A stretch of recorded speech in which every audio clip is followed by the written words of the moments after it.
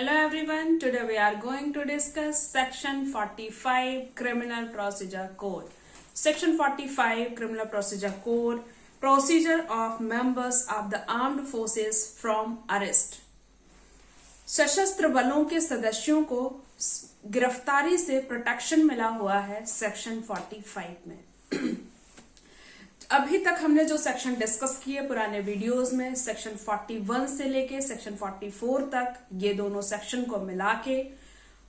इन sections के तहत भी अगर कोई आर्म्ड फोर्सेस का सदस्य, सशस्त्र बलों के सदस्य द्वारा उनके पदीय कर्तव्यों में अपने जब वो ड्यूरिंग अपने पोस्ट में हैं तब अगर कोई एक्ट वो करते हैं, ऐसा कोई ऑफेंस भी कर देते हैं, तब भी उनको गिरफ्तारी से प्रोटेक्शन मिला हुआ है सेक्शन 45 में। तो देखते हैं सेक्शन 45। आप कह सकते हैं कि सेक्शन 45 जो है वो एक्सेप्शन है सेक्शन 41 से लेके 44 तक का। सेक्शन 41 से 44 तक का एक एक्सेप्शन है कि 45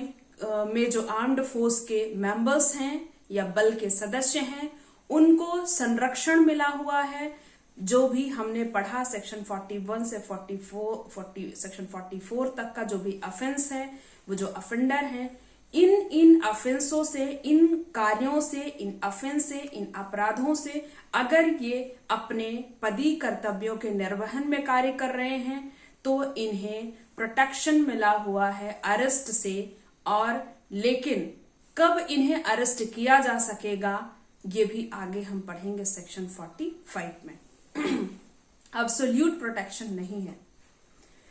सेक्शन 41 से लेके सेक्शन 44 तक के धाराओं और ये दोनों धाराएं सहित होते हुए भी संघ के सशस्त्र बलों को या कोई भी सदस्य अपने कर्तव्यों का निर्वहन, संघ का ही सशस्त्र बल का ही कोई सदस्य अपने पदीय कर्तव्यों का निर्वहन कर रहा है, उस दौरान अगर कोई अपराध कर देता है, कोई बात हो जाती है, तो भी उन्हें गिरफ्तारी से संरक्षण मिला हुआ है, प्रोटेक्शन मिला हुआ है।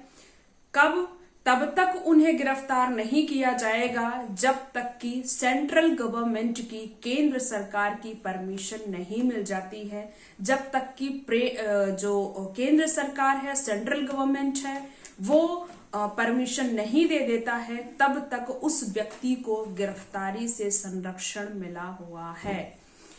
इसी में सब क्लॉज 2 है कि जो सशस्त्र बल के सदस्य हैं या बलों के मेंबर्स हैं, अगर वो अपनी पदीय कर्तव्य का निर्वहन कर रहे हैं, उस ड्यूरेशन में अगर कोई अपराध कर देते हैं, कोई कार्य कर देते हैं जो कि उनका पर्सनल एक्ट नहीं होना चाहिए, वो पदीय कर्तव्यों के निर्वहन में ही कार्य कर रहे हों, अपनी पद पे बैठे हुए लोग ही ऐसा कार्य कर रहे हों जो कि उसी के कार्य में आ रहा हो, या उस पोस्ट में जो उन्हें एक लोगों को बचाने के लिए या फिर पब्लिक व्यवस्था को ठीक करने के लिए जो उनको एक ड्यूटी दी गई है कि लोक व्यवस्था आपको देखनी है, उनको जो ये ड्यूटी दी गई है उस ड्यूटी के कार्य में अपने उस कार्य को कार्यान्वित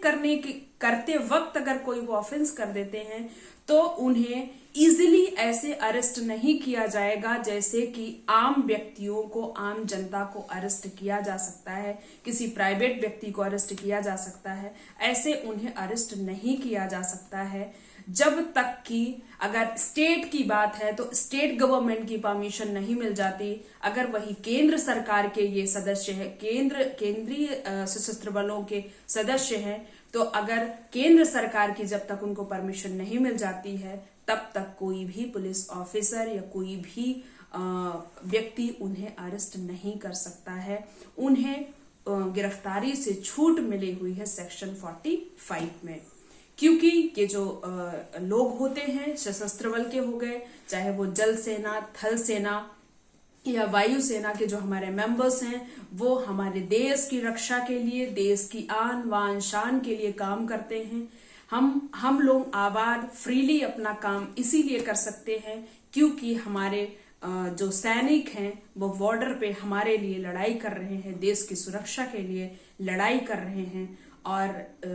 देश की रक्षा सुरक्षा वो सब उन्हीं बलों के हाथ में है, उन्हीं सशस्त्र बल हो, चाहे सैनिक, नौसैनिक, वायु सैनिक, कोई भी हो, उनके हाथ में है। और अगर वो अपनी ड्यूटी के ड्यूरेशन में ऐसा कोई ऑफेंस कर भी देते हैं, उनसे हो भी जाता है अपने कार्यों के कार्यान्वयन को करते वक्त, कार्य को कार्यान्वित करते वक्त अगर कोई मिस्टेक हो भी जाती है, कोई ऑफेंस हो भी जाता है, तो भी उन्हें जब तक सेंट्रल के हैं तो सेंट्रल गवर्नमेंट की परमिशन नहीं मिल जाती, या फिर स्टेट के मेंबर्स हैं तो स्टेट की परमिशन नहीं मिल जाती, स्टेट गवर्नमेंट की, तब तक उन्हें गिरफ्तारी से संरक्षण मिला हुआ है।